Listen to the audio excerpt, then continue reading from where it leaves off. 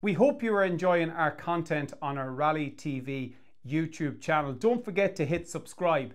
If you want more interviews, more content, spectator cameras, and lots more information on rally weekends and up to rally weekends, don't forget to join our new Facebook subscribers group. I'm going to put the link here and also in the description. So join now for just $4.99 a month. It's just going to be $4.99 for another few weeks, and then the price goes up to €10 a month. So get in now while it's cheap. Welcome to another episode in my studio. I joined this time not by Andy Walsh, but a person that a lot of people will be familiar with through the Motorsport Ireland Academy and the work he's doing in the Motorsport Ireland Academy, along with John Coyne and all their team. I'd like to welcome Sean McHugh. Sean, you hadn't far to come this morning.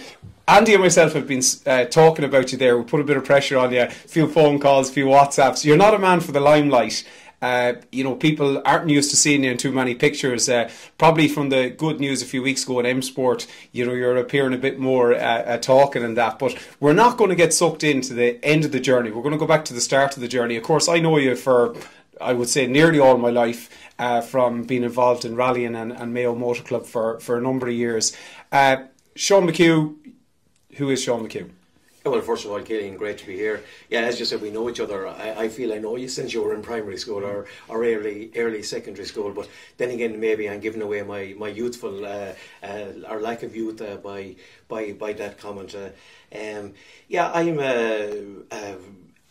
would call myself a farmer to anyone that's asking me the question, but I would have been a teacher or a public servant for 30 odd years. Worked in secondary school. A variety of schools. I'd be unusual for a teacher that I think I moved school 3 times over my career. I didn't stay in the one spot, and that was just to try different things. Worked in Boyle. Worked in Summerhill College in Sligo for 15 years or so. I think you even had the Westlife lads there, did you? Oh yeah. I suppose that'd be a kind of a claim to fame. We had the Westlife lads went through Summerhill in my time there, and Cian Egan would have been a student of mine, a graphics superstar, not at all, kind of job and stuff. Really but you'd always know from the very beginning of the young fella that he was always prepared to speak up in class, or he'd be involved in musicals and plays, and he'd come into class and he'd perform in front of his peers, which is just you say this guy has a future in this, because he just had no fear, he just a lot of kids just wouldn't get up and perform in front of their peers, and he was just a star from 12, 14 kind of job and stuff. Yeah, so had the Westlife lads were in Summerhill in my time there, yeah, for sure. So that's the teaching side of things. Then rallying. How'd you get involved in rallying?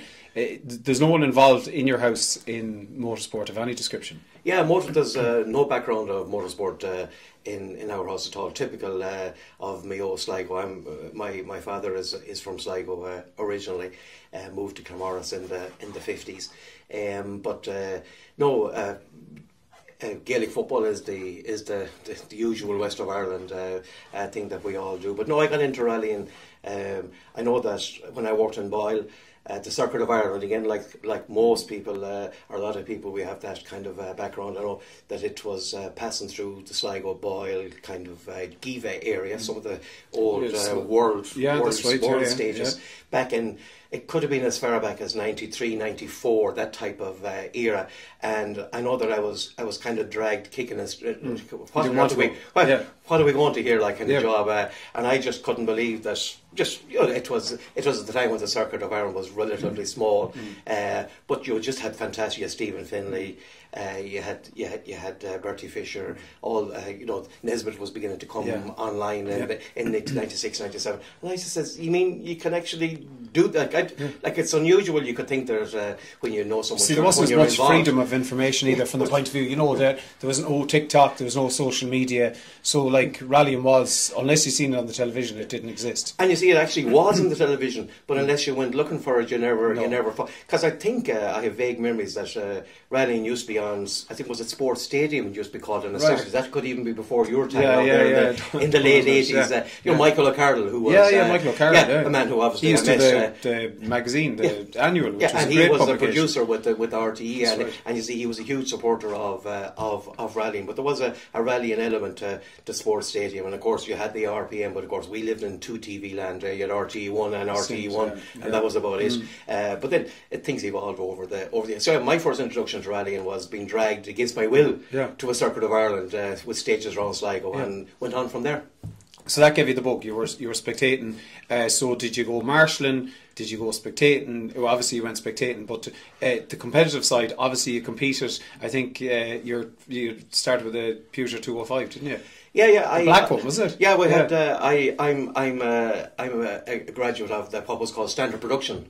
It was almost a shame that was ever got rid of. Yeah, it was a wonderful class 14 as it was. Class 14 is very different now, but it was class twin 14. Cams. Yeah, all twin cams, 205s, that type of stuff. That was in the 97, 98, 99, that kind of era. And it was like literally a road car with a cage bit into it. I think a famous a story you mightn't even be familiar with yourself, but I remember meeting you and your father at a rally, and you were out spectating, and your comment to us was you always knew when the 205s were coming because you could hear the sun car banging off the road. That's right. It was hopping so much kind of thing and stuff. Right. Oh, granted, I was slightly nicer maybe back in those days, but I didn't help the car myself. But 205. It was real cheap rallying. It was affordable rallying. Wonderful, and obviously it's come full circle now with the great work being done with the Dacia Cup. Yeah, I was just about to say that. That's the new standard production. Yeah, that's a new standard production. Obviously, it's a big effort by Motorsport Ireland and by the Rallies Commission, and the Rallies Commission over the last number of years. James Coleman has pushed it forward. But there's manufacturer involvement. There's a prize fund. It's been driven, which is what a lot of this stuff needs. It's been driven by a group of people. So let's read. But it's an affordable entry level to motorsport. Yeah, but going back on my history. I would have gone spectating, as you say, first, but then locally, Rory O'Connor and actually Francis Kenny I think Francis gets a mention in every podcast. He's responsible for a lot of people. The famous Frano is responsible for me being involved in rally, because Frano, as we know, Frano lived in Ballyhonus at the time. Yeah, that's right. And Frano used to be a regular house for me to call when I'd be on my way home from Sligo. You'd drop in for a cup of tea to see what the latest rallying, because again... Remember his house in there, I remember even calling up to get advice from, I think it was like service schedules at the time, like this is early noughties, and all the pictures he had, like, and he's still in his new house now. Obviously, so many pictures. So there's great nostalgia and there's great memories and there's great stories to be told. To drag someone in further is the point I'm making, I suppose. Oh no, Frano was hugely influential in my beginnings of rallying. And actually, he had a tough this year losing both his parents. Who actually in that period we went when I got rallying, I was involved with.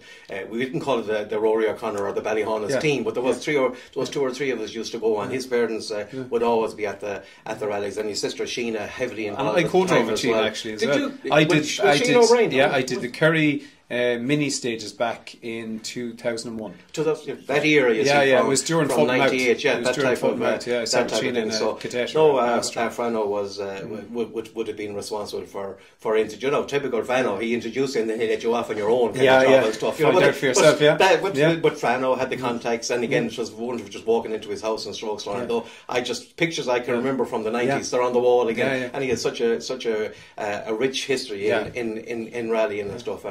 And of course, we'll have to mention him winning Midlands with Tommy Graham many years ago, which was a huge moment for him, shall we say. But that picture has pride of place in the house. But so that's why future 205s, and I suppose that a lot of people wouldn't realise.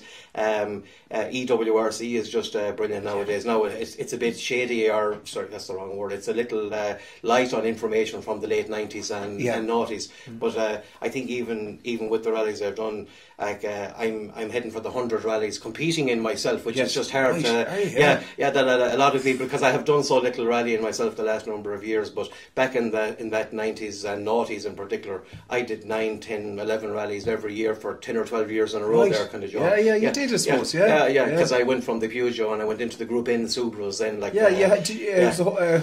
used to have a Whitewood, like it was real sharp car for its time. It was a Japanese import. We brought in a car in 2000, and I used, actually it was a lovely car. Remember, it was white. White. It was a beautiful car. We ran it in white for a long time. I did the roof vent and all. It was proper RA, wasn't it? You see, it was back in the time when there's a UK spec and there's Japanese. It was a Japanese spec car, very, very sharp. It was people who were into their Subarus. It was an STIRA. So it was the one. Do you still have that car?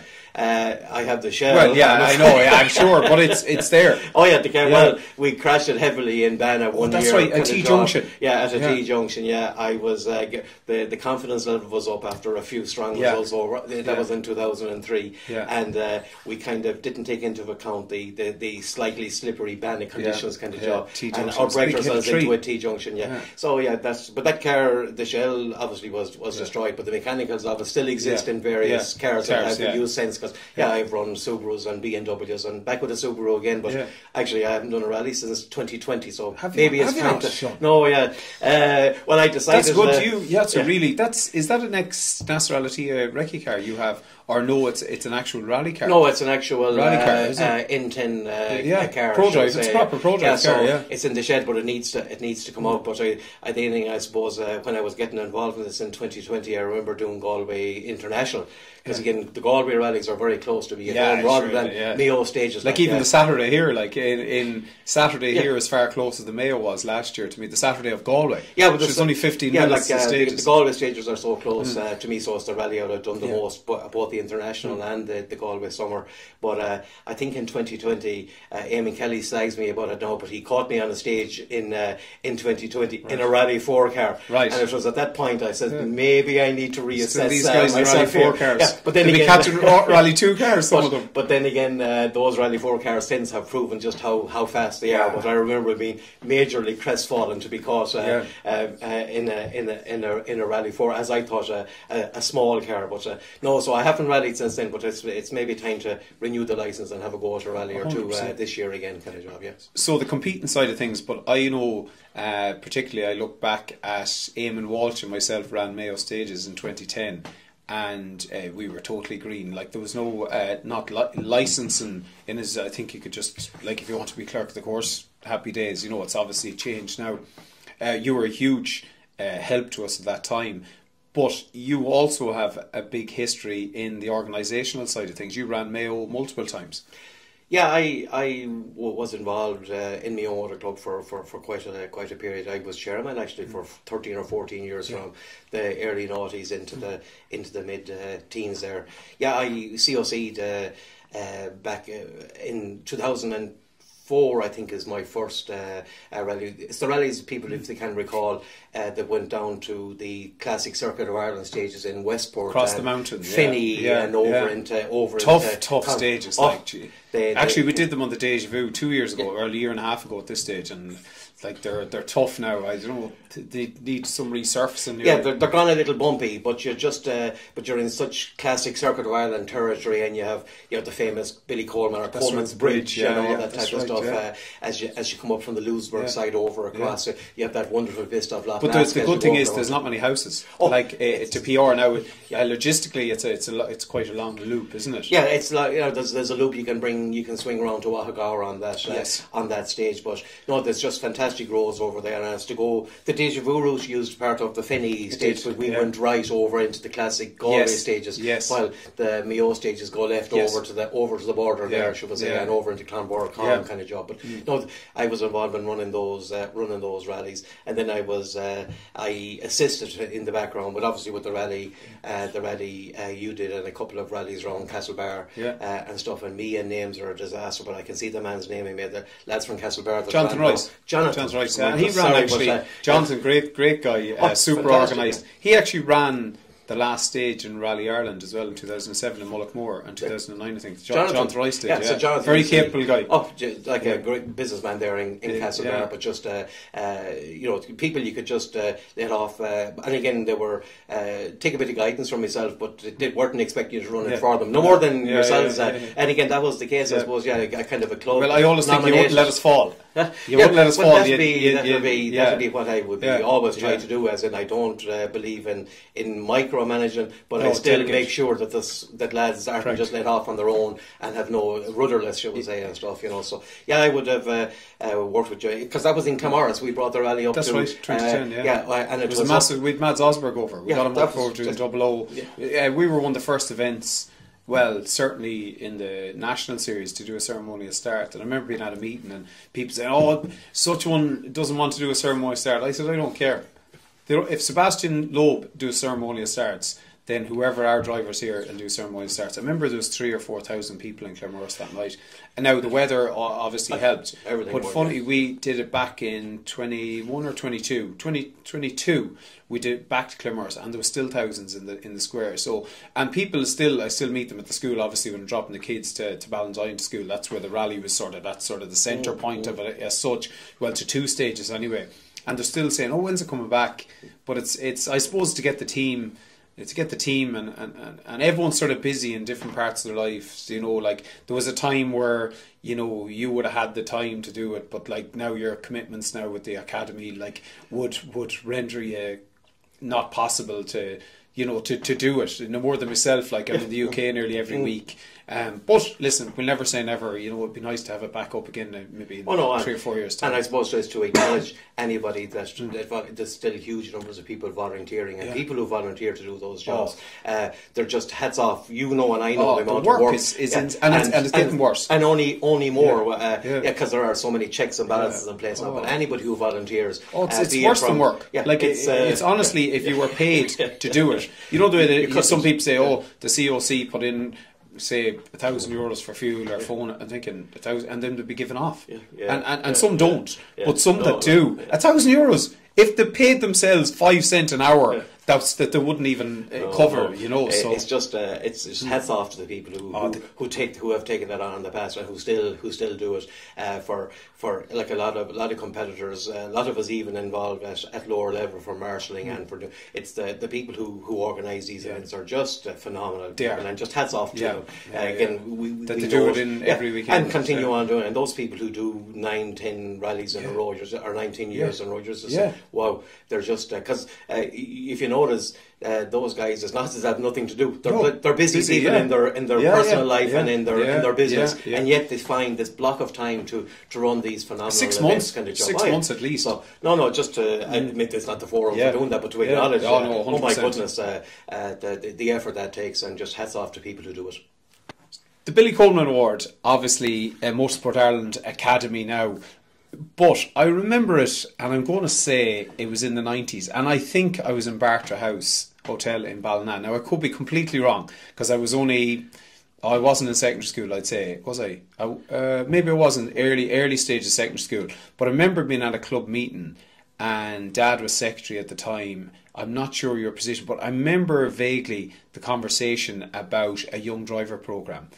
But I'm right in saying, and I always say it whether I'm 100% correct or not, it was your idea as such, or was it a conversation you had with, I think, Jarlath Sweeney, who's local here in Claremorris? Go back. How did... Because I am right, haven't I? It was discussed at a club meeting, but you had already come up with the plan, or you had some sort of structure, or obviously you were very friendly with Rory Galligan, Lord rest him, from Oldcastle, through the 205, used to get the parts off him and so on, and his struggle to get funded. So just take us on that journey of the Billy Coleman Award before it was even heard of. Yeah, in that 90s era, 96 to 2000, Rory Galligan was the star young driver in Ireland, even though there was no such thing. But Rory had, I'm sure people can recall, it was a black, but I'd say it was repainted so many times, we're not too sure what colour it was, but my memory is it was a black 1.9 205. But you'd be at national rallies, especially in 97, 98, and you'd have the top 3 or 4 cars would go through all ex-works Group A cars, and they'd be and next thing this kind of thing would just flash by and you'd nearly miss it. Rory Gallagher running at number 10 on the door handles, and not only running at 10, finishing 6th and 7th on stages, kind of in a Peugeot 205 kind of job, you know. So I got to know Rory just as you say, I was running a 205 at standard production level myself, and just meeting with rallies and a conversation. I know that I think I'm a bit hazy in this now, so excuse who I leave out or whatever. But Gerald Sweeney correctly, I think we were at either a launch, which is actually called Galway International Rally launch, was on in early January of 98, I think it was. And I know I travelled up, Gerald Sweeney here, local motorsport journalist, and actually I think Tom Walsh was with us in the car that day, or we went up to the launch. And I know in the conversation coming home was this young lad is there any way we could get a bit of support for him to Rory, progress like, in the sport? used to live on cornflakes, did he? And like he had his electricity bill down to something crazy. Just the sacrifices he made to go rallying, and like every penny that Rory had went into rallying. So I just and just back then, sorry, there was nothing to say, like, whereas now you have, you know, the structures, and we won't fast forward. But there was no incentive there for him at all. So he was putting in this dedication for. Basically, he was just driving into the fog. He didn't know. He was just enjoying rallying, showing his pace, but there was no career as such. There was no path, nothing whatsoever, other than like, and that's where I suppose I'm jumping forward a bit. The Billy Coleman Award name came from, because Billy Coleman had been the only person who had kind of left the local patches, we call it, and went and rallied all over the world, but in particular around the UK with the British Championship. But there was no process. Nobody even thought of going. Nobody could afford to go.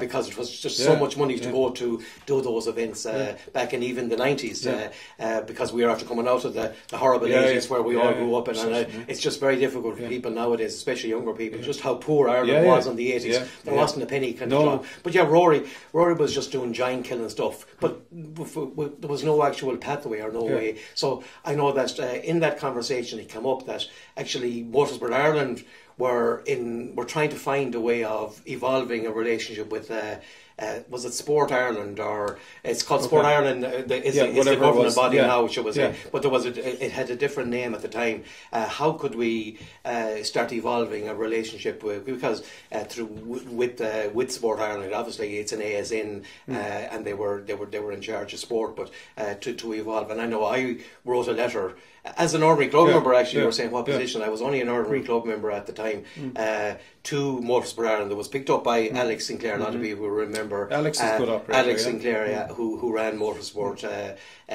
to the love of some and disagreement of others, but we won't go there. Keep everyone happy all the time, you know. That's Alex, the problem. The one thing I'd say about Alex, a lot of people have a different opinion, but everybody got the same treatment and stuff, and then you just but Alex picked up on the letter. It was just, I think I wrote to I did not even just address it to Motor. I didn't even realise it was a process you could go through. I didn't know there was such thing as rallies committee. Nothing. I knew nothing about motorsport. I just says Dawson Street will, and again with advice maybe from your father also, John, who was club secretary forever back in the day. There was people involved. I'm going to leave people out, I'm sure now, but I know that out of that there was a number of back and overs. Alex Sinclair, we were invited to a meeting, and I was just, what on earth are we at here kind of job. But that was the genesis of what became the Billy Coleman Award in 2000 kind of job. And again, that's why it was called the Billy Coleman Award, purely because Billy was just a hero to us all, who had progressed from local rallying and started doing stuff. But it was to create a mechanism for that. So the clubs, and there was some funding came from Sport Ireland, or God, I can't think of the actual term. Every club went 500 quid or something, didn't they? And there was a but thing it was nicely structured. And you see, there a lot of people, that would be, there's a little side story there. You know the way there's 131 and 151 entries kind of job. Extra entry. The one actually was that if you had a full field, your one was the entry fee that you put towards Billy Coleman in your returns when you paid. So the club weren't actually paying out of their own pocket as such. That's right. There was an agreement. You were allowed to run an extra car, and that entry fee in total then paid. It's a good thought, but little things like that, and people may not be aware of the history of that. Like, it's still there as a charge when you run your event. You contribute towards the Billy Coleman Award. which is that Appendix 16. But yeah, I was involved in setting that up, and I know that at the time the chair of the commission or the council at the time was Martin McKenna from Monaghan, and I just it'd been launched in Dawson Street sometime in the summer, and Rory was the first winner in 2000. And let's say he went on to win the 106 Cup, and then he was subsequently a works driver in 02, I'm going to say, in a 206.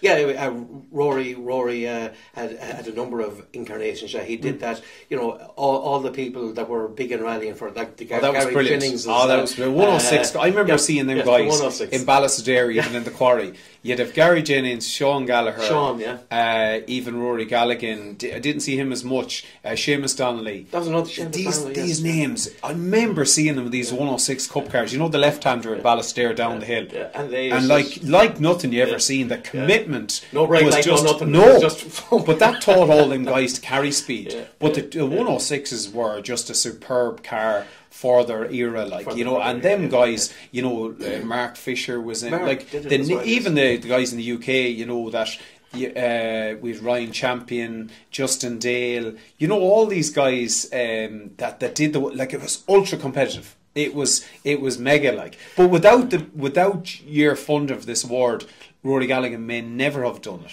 Yeah, and Rory, we were the springboard for Rory to, which was a big thing then. We don't think anything of it now, but to go and do a series in England, nobody, or in the UK. And there were longer events as well. Yeah. I go over Austria too. Well, there were 70, 80 miles, and these guys were on a wing and a prayer for the duration of it. That's sort of great. And it was brilliant, and there was a prize at the end of it, obviously. Yeah, and you see that was the great thing. I can't think there's a very famous Peugeot Sport UK guy. His name escapes me now, but he was a brilliant organiser of all those Peugeot stuff back in those days, because it morphed into the 206 was the next, and there was but Rory won that, and then he actually himself and I think it was Justin Dale actually they ran a brace of, or a pair of Super 1600s back in the day. I remember them in the Ulster Rally. They were kind of brittle, I guess would be the best. They weren't just the most reliable yokes, but Rory drove those for at least one season, if not two. Yeah, they did the Ulster, back, and I think there was a thing. Rory actually brought the car to Oldcastle, single stage, and he did double O. I think after rolling that car, he rolled that car on the first stage, rolled it on the first series of bumps out onto a field. He got going again, and they repaired it then. And they repaired the car, and they actually did double O in Oldcastle on the Sunday of the same weekend, kind of job and stuff. So all of those little things. But Rory was the first driver then who won, and then Rory was hugely, because he was involved in a couple of those Peugeot things, and then he did the Evo Challenge. You remember, in his early days with the Evo 5s and 6s, and he drove a Mitsubishi to a very high level for a number of years as well. 6, because Greg Shinners used to sit with him back in 05. They're British champion. Greg would have been British champion with Rory. He was a teammate with Guy Wilkes actually. Rory was Guy, was it? Because I did the Pirelli with Aaron McHale in 05, and they were the top dogs, like Rory Gallagher, and I remember there was night stages, and they were in Evo 9s, these MMR, lovely, beautiful red, the colour scheme and everything, but it was obviously then it was sad. Then he got ill shortly after that, I think. Rory did. And again, it's just I should have this better in my head, but Rory was taken from us in a very very short time. 08, 09, that year, kind of job. I just can't think of the exact, but it was just because he was just a young man. He was barely 30, and a lovely guy. You really couldn't meet a nicer guy, more open guy. Yeah, well, and Rory was very good, because we had a couple of goes at doing different young driver initiatives. I was trying to basically polish what I was trying to do. I don't know, can you recall? But remember, we used to run a young driver scheme in the quarries in Mayo. That's right. We had a young driver scheme. The Murphys won it a few times. I think Justin won it too. Yeah, well, Matthew would have been actually the first winner. Matthew Murphy. You see, because we were at this from 2000, the early 2000s and stuff, and Matthew, I think, would have been. You're always thinking though. You're always. So that would have been a first evolution of what I was trying to do, because I always had this interest in driving young drivers and just various things, because people just don't, like, I had seen the amount of money that it took myself to do very basic rallying, and you just know that people didn't have the money to make the jump, or they needed to be encouraged maybe to go and then get involved. So I was always at different schemes like that, just to see could we always trying to adjust things round, we'll say, to see what best works. And like we had many failed attempts. Like I was involved with a program there with Alan Morden as well, if you remember. That's right. And like there's a story there. There was a junior series. Again, Motorsport Ireland had a number of junior series down the years, and actually he went down to the last stage when Patrick O'Brien was only a youngster. He was in the R2, was he? Yeah, Patrick was in the Citroen, and Alan ran him to 2 or 3 stages to go at a rally in Northern Ireland for that junior title in 15 or 16. I can't remember the exact year again. I'm a bit hazy, but I was always doing different programs just to try and see could we come up with some programs. So I wasn't involved with Billy Coleman a whole lot from a coordinator point of view, because I went off in a different direction. Well, I think, and it's not disrespecting any of this involvement. It's sort of lost its way a little bit there for years, in as I think the shine went off the award, in as maybe the money wasn't enough. Maybe the direction wasn't enough, and maybe the whole development, in as you got the pot of money, plough on, and some people seen it as a free year's rallying or subsidised year's rallying, but there was really no structure in it. I would say, it sort of lost its way. I'm not going to say for 4 or 5 years, but for several years, where people weren't as bothered about winning it as compared to now, we'll say. Well, you see, it was over 20 years. So what was a huge amount of money in 2000, and it did increase, but only slightly. It didn't quite keep up with inflation. So when you come into the 15, 16, 17s, even though 50,000 is an awful lot of money together, in rallying terms, it's tiny. Now, we've had a serious hit rate, for the want of a better term, with if you look at the Billy Coleman Award winners, it's a who's who of Irish rallying down the last number, since the very beginning. They're still at the top tier of Irish rallying, so they were justified in their selection at the time. Because there's 20 something names, so I won't start naming other than Rory, who was our first winner way back. But no, I went again, like in other directions. I was heavily involved in the motor club. I ran the rally. I do a small bit of farming in the background. That's why I found some of your series there with the farming background. It was interesting just to see how involved rallying people are in farming. And Dixon's will be released when people are watching this. Dixon's is due out tonight, actually. This one we're recording. All right, so that's really interesting. Insurance and the Jason Mitchell one was very interesting as well. But again, I would do typical West of Ireland comment. I would do a small bit of farming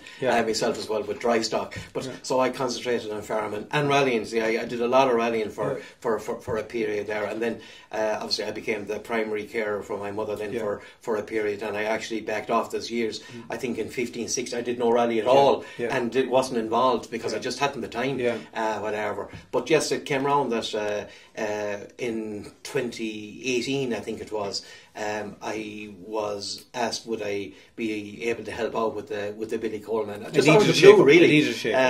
But I just said, God, I was involved in this in the beginning. Let's see where. I'll take it for a year. And you'd also done a bit of your own stuff. We'll say, forgetting about the 50 grand, you were going back to smaller figures of money for local quarry championship or junior. So you've done a bit of your own homework, we'll say, and development probably in your own head.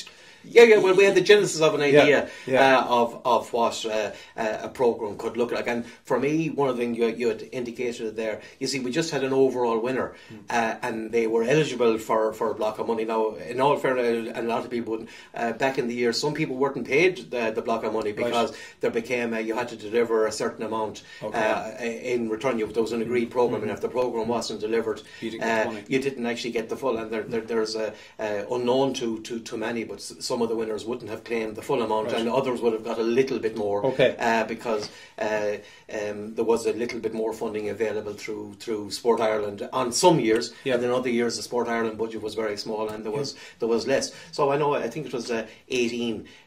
I was asked would I get involved, and I just happened to have more time. I was at a different place in my life, and I just took a look at the thing, but. Again, finance was the big problem to me. I saw two issues. 50,000, even though it's a huge amount of money in rallying terms, just wasn't enough. And what I also felt as well, we only worked with the winning driver. But I thought maybe we could do something where we could encourage people or give them a bit of training, so that even though you weren't at the Billy Coleman level or you were a runner-up, well, what do you do in the next year? How do you win it in the future? So I had a year or two there where I was trying to figure out where I might go with a Billy Coleman Award, or how we could evolve it, and that's where we morphed into. Now, so I'm going to go back again just to the start of this phase 2 of the Billy Coleman Award. So, am I right in saying, or is this again something in my mind? You went down to Killarney Historics 2018. John Coyne was doing the event. John Coyne, I'm going to say he didn't know you, and you went up and in service and said, "John Coyne, my name's Sean McHugh. Can I have a cup of tea?" Yeah, is that really how it was? So you took the innovation and the drive to Killarney to go and meet the man. Yeah. John had spoken at a tarmac dinner. Actually, there was a 40-year champion dinner in 18. Sorry, in the October 18, as part of the prize given for the Troa. I think past winners were invited back, and John had spoken at the awards, saying that he'd like to maybe get involved in supporting a driver, or could he do something, and. I wasn't at that dinner. Some people would say that we met at the dinner. We actually didn't meet. I don't attend prize givens at all, and I wouldn't have any reason to go to a Troa prize given. But I had heard through the grapevine, and again, thanks to people like, say, Art McCarrick would have put me straight. Art, who was involved in a programme with John Campion, as you may know, and John, who was another wonderful supporter of Irish motorsport, was heavily involved with Craig. Again, Craig addressed him and stuff. But again, another inspirational figure, both John and Craig. But Art had been involved with a programme there, and Art just says, "Geez, Sean, your coordinator, Billy Coleman, this man, American is or American Irish, or whatever. John Coyne. I had no idea who John Coyne was. I remember watching when I was a child, watching rally videos in the VHS of him with the glasses in 1982. He won the Tarmac Championship in 82. Tarmac Champion in 82, and that's he was at that award dinner. But I for my I have to just admit, John Coyne, the name meant nothing to me. It was in a different era. I wasn't involved in rallying back then, and John had gone into the business end and had travelled or worked all around the world at various corporations and various. But yes, you're quite correct. I just spotted his name on the Killarney Historic entry list, and I just says, I'm going to go down to Killarney and have a chat with this man, kind of job and stuff. And I was just walked up to him in service. He was after the first loop. He was having a cup of tea in the back of a lorry or a van, I think it was, because he was running a fairly small operation. And I just introduced myself and said I run the Billy Coleman, and I'd love to have a conversation. We agreed to meet the following Tuesday. Actually, the Motorsport Awards were on in the Mansion House that year. We met that day. We had a conversation. I know that I put I think I hope John won't mind me saying this, but I put a very small. I think maybe double the price for but it was a starting point. Billy Coleman. But no, and I just said, I'm going to take a chance here. I put a plan B to him, where if we had a little more, this is what I would like to do, and here we are. Kind of job and stuff. It's absolutely incredible, and like from the point of view where we're going now is next week we have an academy member in a full-time Rally 1 seat, head to the World Championship. Like it's almost incredible to believe, and I keep saying it probably annoys people. Like, we have the population of Birmingham, we have 6 million people in this country, and what we're doing to support people. I haven't jumped the gun here, because I'm just going to give kudos firstly to Josh McErlane, obviously, but again secondly to Owen Tracy as well, who of course came up to one of the days we had for the co-drivers. So we're looking for co-drivers, and that's probably another conversation. But like to have these two Motorsport Ireland licence holders that came up through the academy and now in Monte Carlo in a works drive is like to have Motorsport Ireland on the car is something unbelievable, to be honest. Like what's been achieved in a relatively short space of time, because remember that we lost a year with COVID. So actually this development that you've been involved in is really only 5 years, because you would have had a year and a half that was difficult, and you probably couldn't see out programmes, with travel. I know you did your best, but it wasn't the same. So like you take a year off it, we were just 5 years. You now have someone that, from this award that had lost its way, in the mid-teens, I would say, and then was rejuvenated, and now we're heading to Monte Carlo next week, and here we go. And that's not the whole story, because it's not about, it is about that. That's one arm of the success of the Motorsport Ireland Rally Academy and all the developments in it. But again, the other success of it has to be the junior thousands. It obviously is the starting point, but the tier now, it took tweaking there for a number of years, but there is a pathway or a ladder to the top that's quite clear. So I suppose anyone watching this video, we'll hypothetically say, your average person, they have a 13, 14-year-old, not big into football, enjoys motorsport. So what is the what is the structures really? Talk us through the structures and why I suppose someone would get involved in the academy, why they would want to be involved in the academy. I mean, it's obvious for me, but just to anyone that's watching, what's involved in the academy for these particularly 14-year-olds starting. And again, I think you can actually go younger in the quarry now, 13. Like it's something unbelievable, really. Yeah, well, what we have tried to build, and we're still making trying things and getting some things right and some things wrong. But we want a pathway, a clear pathway, and that's what we've been trying to create and trying to make very visible to people, that from a very young age, from 12 up to mid-20s, 25 I think is the cut-off, 25, 26 is the cut-off age for Billy Coleman. Now that there is a clear pathway that as a parent that you can put your boy or girl into motorsport. There are opportunities to drive from 14 at forestry, where you bring a senior navigator with you, but also from 13 and 12 at autocross level. There are variety, and you see that's what a lot of people mightn't get. You can actually bring your navigator now to your autocross, an initiative that's been brought in over the last couple of years. But also I'd have to acknowledge the input from RSA. That has been a wonderful opportunity for, like, if you think every driver that has been that has come through the system the last time, they've all started Rally Sports Association for anyone. So the Rally Sports Association, I would have said we're seen as the enemy a number of years ago. We had a conversation before this. The Rally Sports Association, Alan Hyde is obviously the brainchild of him. He's a serious passion for, no more than yourself, of young people. He's not aligned with any ASN, so he's not aligned with Motorsport UK, he's not aligned with Motorsport Ireland, but he had the innovation that for budget motorsport.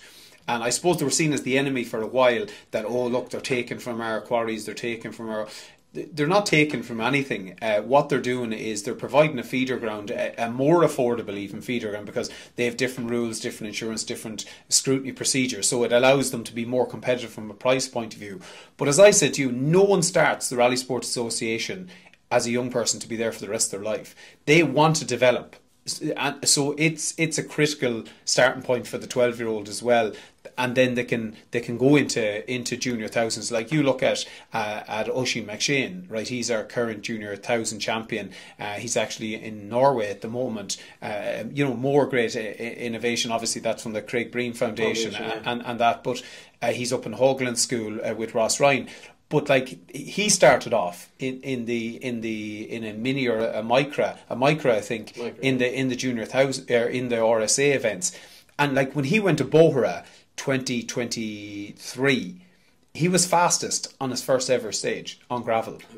First ever stage. So that shows the level of craft these guys, the grounding that they learn. And I mean, Patrick O'Brien came from a Callum Devine. The list goes on from Rally Sports Association. But I suppose Josh McHugh. Yeah, Josh McHugh. That's right. That's right. Yeah. Every name they all came through it.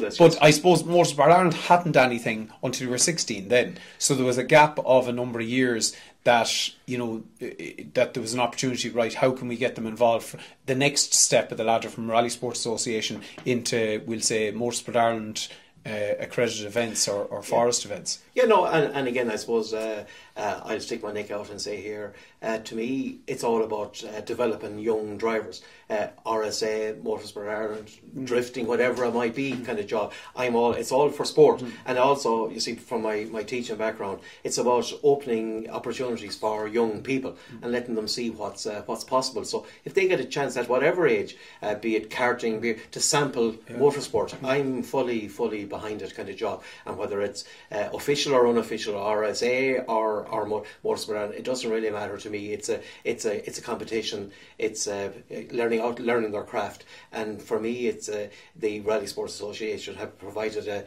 when there was no options in Motorsport Ireland, they were the only go-to place. Now, Motorsport Ireland has evolved over the last number of years. The ages are coming down, and to me, it's a positive, not a negative. And what I would say now is, the rally sport, it's on the circuits, like it's in Tina, Mondello, is in Nuts Corner, I can't Shackleton, Ballykelly, those type of places. But now with the autocross opening up, and again thanks to Brian Keegan and the autocross committee, they have evolved that you can now do your autocross as well, and see autocross on the loose, so that when you arrive at your first forest stage, you've actually in the past, you see, you went down that first stage without ever having a navigator in the car, without ever hearing notes, kind of job, right? But without ever probably driving on a road, and without ever, but now you have the RSA option, and then you have the autocross option, you have the sprint option, like in Bogra and Mondello there recently, but you have notes. So but when you actually go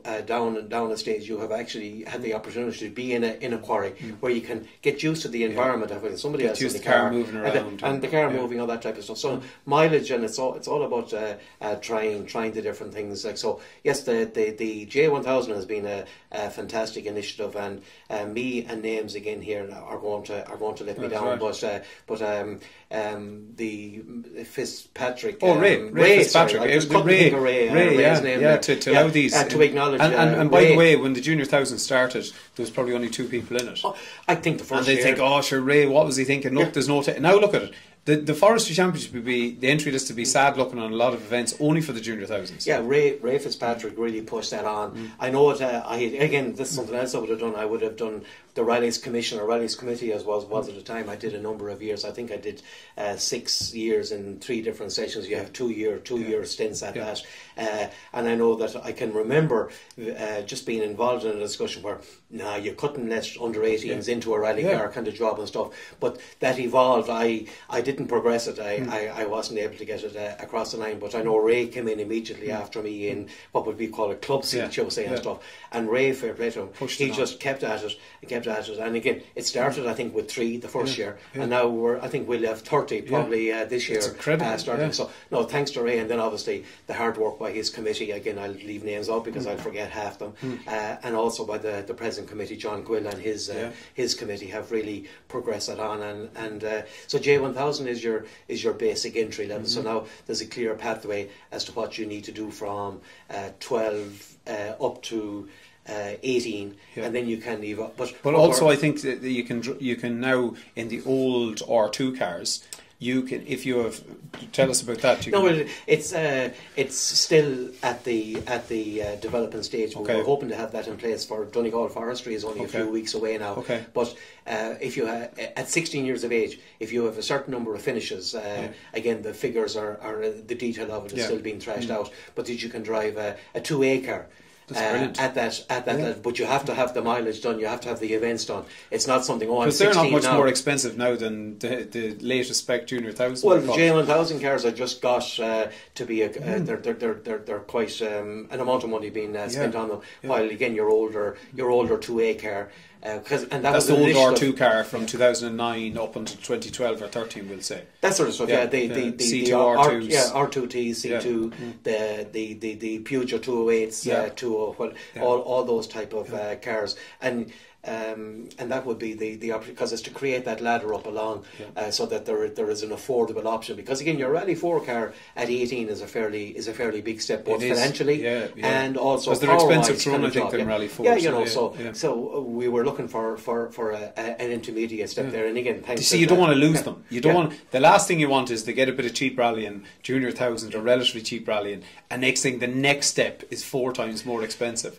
Whereas the next step now in the, if you get a good R2 car, they're making about what, 22,000 sterling. They're under 30. They're under 30,000 euros. Under 30,000 euros with spares and everything. So a lot of people would say that's a lot of money, but if you're thinking you haven't priced a rally car recently, no, if you know you wouldn't buy a Civic now for 20-something thousand, and then try to get parts and so on. So that's in the rally car hierarchy, like 30,000 is just that kind of starter car, really. It is, but again, the thing about it is it's not really going to depreciate. No, and that's what we have tried to do. That the Rally 4 obviously is at the higher level when you get.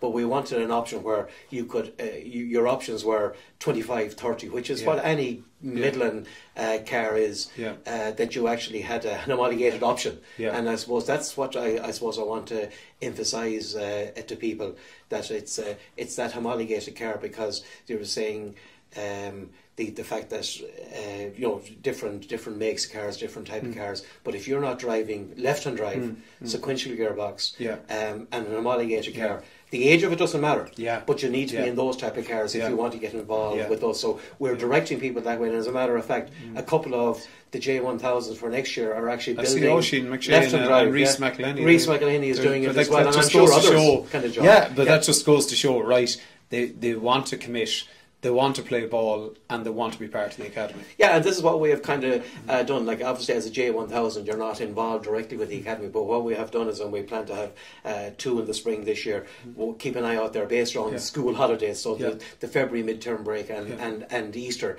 that we will have J1000 development days where they come with their cars and they dip their toe into what we do from fitness, from coaching, and then also from driving. Just to give them a wake-up call almost, and say, well, this is sort of the level here. It's to show what's professionalism. So what we're trying to do is then to align with the FIA pyramid of that. You start with Rally 4 and you go up through the steps. And I suppose it's an important point to make, maybe as a parent listening here, that J1000, okay, that's the car and the spec of that is very. But some people say, I have to get into a Rally 4 car to get noticed at 17 or 18. No. Not at all. No. And this is the point that I suppose use your forum if I can to say this here. No, you get into the cheapest homologated car you can, down to a Fiesta, the old 1600 Fiestas kind of job. Left-hand drive, sequential gearbox, a factory-built car. Handles well. It's the handling, you see. And if you are driving that relatively cheap, low spec, as we call it in terms of Rally 4, if you're driving that car to its limit, you're going to get noticed. And if you, so I would say to people, getting into a Rally 4, it's a huge step. I wouldn't recommend it at all. Spend a year or two in an older spec because remember, they've so much to develop. It's not like their notes, their teamwork, their mechanical sympathy. So there's no point learning in really their craft, exactly. And you have to learn it. Nothing beats seat time in rallying. Like no matter, you could have the best equipment, but if you haven't got the craft, it's a waste. It's a way. You're wasting your money and your time. Like it's you're talking like going into a Rally 4 car at 80,000. No. Go into a 2A car at 25,000 and rally. No use having the car at home in the shed and not being able to afford. No, rally your 2A car and you will be noticed. If you're driving that car fast enough, you will come to our attention. And I suppose then just the final thing to say in relation to Academy is that it's all based on qualification. Now we had enough COVID, for the want of a better word, upset things there for a while, where people were invited in on different bits and pieces. But now this year's group is fully out of the Billy Coleman Award qualifications. So you had to have won a championship or do well in a championship in Ireland or the UK to actually be an Academy member for 25. So we have kind of 2 levels within the Academy for it's our first time making the distinction. We have a graduate group which would be the Josh McAleens of this, Yeah. and our older drivers. Yeah. Old, when I say older, 25. I know. Yeah. Our old drivers had 25. Our lads. The old lads at Yeah. 25 there, and then down to our junior members, which are the people who have come through the Appendix 16, winning, like Craig Rahal, who is the winner, who won the various Irish championships. Ryan McHugh, who's the Tarmac Class 4 champion.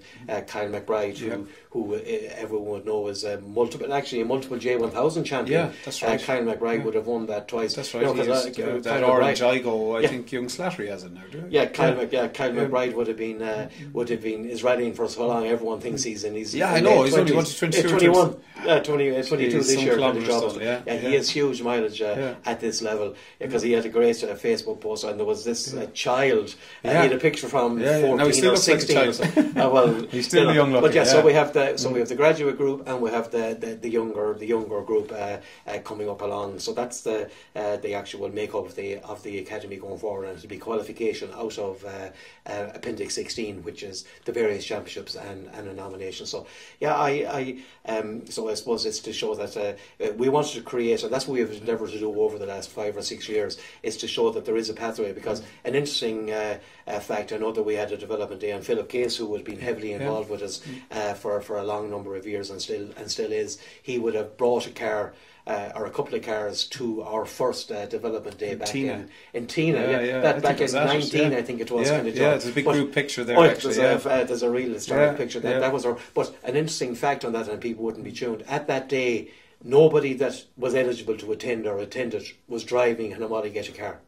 Owned an homologated car. And now what's the basis? It's 100% homologated kind of job. And that's where you have to be. I mean, there's a time in everybody's career to, this opportunity is here, but people have to buy into it. It can't be on their terms. If you want to be part of the team, you have to play with the team, and you have to conform to the team. So the team is homologated, and then if you decide in years to come to leave the team, you have the rest of your life for modified rallying, and there's nothing wrong with modified rallying, by the way, but it just doesn't fit into a future world champion. From scratch. I mean, there's no championship in the world, modified championship in the entire planet, that will get you noticed for a Rally 1 or a Rally 2 seat at world level. So, I mean, there's always an opportunity to go and do your modified and enjoy it, and it's a fantastic place. But if you want to be part of the Motorsport Ireland Academy, it's homologated, really, and that's the long and short. Yeah, and I suppose two points on that would be,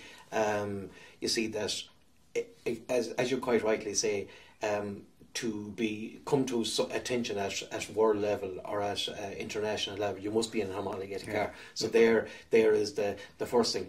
But secondly, and it's something just to drive home, hey, you go to an Irish rally, the Mark II escorts and the modified car, they're works of art. I just go and drool at the quality of them. But the beauty. You're talking Rally 2 prices for some of these wagons. But they're just the most fantastic machines. We're blessed here. We're actually, we can say about the Academy is we're blessed with that. We're blessed with Junior Thousands, the development, John Coyne's involvement, a Rally 1 driver now, and then we have the best modified cars in the world. Oh, in the world, because again, part of this, I would go to a lot of rallies around Europe, and without the modified cars in Ireland are just exceptional kind of job. And but again, and it's just to understand. No, at 17, 18, 19, 20, modified car is not where if you want to be involved and work with us, we just have a program that involves you being involved in a homologated car, doing certain type of championships, and then if that isn't for you, hey, you can drive any car you want, no stress. I will go and I want to watch you drive, but you're just not going to be involved with us because there's an opportunity. There's an end game here, and driving some cars are not part of where we need to go, shall we say, and stuff. So that would be a very, very important point. Yeah. Brilliant. Well, I think we've covered a lot of stuff there. We could go on for hours and hours. Just, I suppose, on the final point, is to kudos to yourself and everyone involved, John Coyne in the Academy, Josh and Owen heading to. Is it going to be a pinch me moment for Sean McHugh? This was the idea back in the early, over 20 years ago. I'm getting mixed up now. 25 years ago, I'm afraid. 25. Oh God, 25 years ago. And then, it went through an evolution, and you're in the second coming of it, we'll call it, and it's been hugely successful. So is it a pinch me moment that, and ultimately you're going to have doubters as well, because no matter what you try in life and no matter who you are and what you try to bring people with you, there's going to be doubters. But I think that anyone involved in the award now has to sort of cast them. You're always looking to improve, I'm sure. Like, you'll never say, right, that's it now, that's the Academy, we can't do any more. I know, Sean, I know you, as I said, for nearly for my lifetime, that's not how you work. You're never happy from the point of view, you're always looking to progress things, but it must be just an unbelievable moment to be watching Monte Carlo and Josh to be there in the top rung of it. Yeah, for sure. Going back to '98, that era, we didn't really know what was possible or where we could go. The Billy Coleman Award for the number of years gave people a certain opportunity. It got, like, the number of, if you look back at the number of people who have spread their wings and expanded, from Rory being the first one. Again, I won't name it, but you can name all the names along, all the former winners, and they will all acknowledge that the Billy Coleman Award, both, see, at two levels, it was a fund, quite large amount of money at a point, and then, but the kudos of being the Billy Coleman Award, you were the best driver, best young driver in Ireland. So that opened a lot of doors for people, and a lot of people have used that to their advantage. And what I would say to you, a lot of people who would run programs or run academies, you look at football academies, you look at whatever, if they have one success out of 20, they're very, very happy kind of job. I would dare say, looking at the 25 years of the Billy Coleman Award in the first instance, it's much more than one success story over the years. I'd also have to say, the Billy Coleman Award, what really the difficulty, as it wasn't that it kind of lost, what wrong, the funding, you see. 50,000. So no matter what you could was do, a huge amount of money. Yeah. But you see, 50,000 in 2017 was a small amount of money in rallying terms, kind of job, and then what we endeavoured to do, and again, I suppose I'll have to go on a little bit here, but just to acknowledge John Coyne, he has such just wonderful ideas. His only aim is to create the pathway, which we have worked very hard on over the last number of years. So that pathway is clear. It's absolutely his philosophy. You come on the journey with us, or off you go and enjoy. And there's no problem. He's not going to follow with you. He is not interested in falling out with people. We're not. No, it's just come on the journey with us, and we will help you in every way. If you see, this is what a lot of people, like Josh McHugh, is on the start line with Owen in 2 weeks' time. What a lot of people don't see is the hard work that it takes to get there. Of course, it's just you know this because you try a lot of different innovations and you've been very successful with different things. But this is not easy, and a lot of people say, sure, anyone could end up there. Look at the help he has got along the way. No, we have opened doors. But they have to walk through them. They have to perform as well. They have to perform. And this is what, it's the amount of hard work it has taken by these athletes. And that's it's an athlete program. That's the dedication. It's what we're working on now. So they, like Josh, Owen, they dedicate their life to this. This is what this is all they know, kind of job. So the amount of prep work, the amount of preparation that these guys do is just phenomenal. But no, a proud moment for John Coyne, for myself, and it's just to be absolutely clear. This is what we're about. We want to work with drivers who have obviously ability, and they prove that by coming through the Appendix 16 Billy Coleman process. They come into the academy with us. We will, if you are highly motivated and if you are driven, we will provide the opportunities for you. But this isn't a free lunch. There is a lot of hard work that people don't see. But again, we work very, very closely with. We have Alan Heary as a sports psychologist and our performance director. We do a lot of work with fitness, with nutrition, also with the type of championships that they do. We advise and we direct people in a certain way. Well, and again, even from starting off, they should be doing it anyway. Like if you're playing football, you'd have to train twice a week, and it's no different with rally. I think people think, sure, fitness. It's like to be fit versus not fit.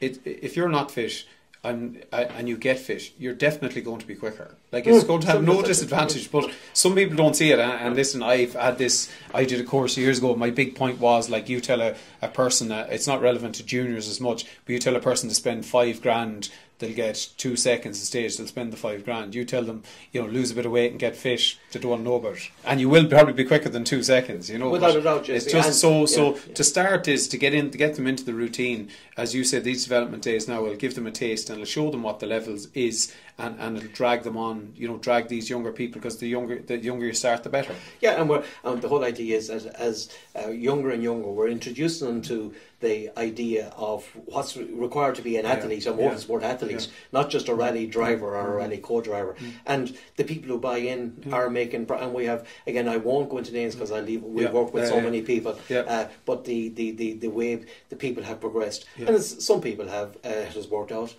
others haven't, and that's just the way of any academy, should we say. But what my underlying thing is, we want to find, John and myself, we want to find drivers who are quick. We will support them, and our ultimate aim, which is about to come to fruition, we want a driver at the top level of the sport. So we have a team there, and again, to acknowledge Josh is there. Josh has worked with James Fulton for a number of years. James has moved on to a new project that's going to be very interesting to watch.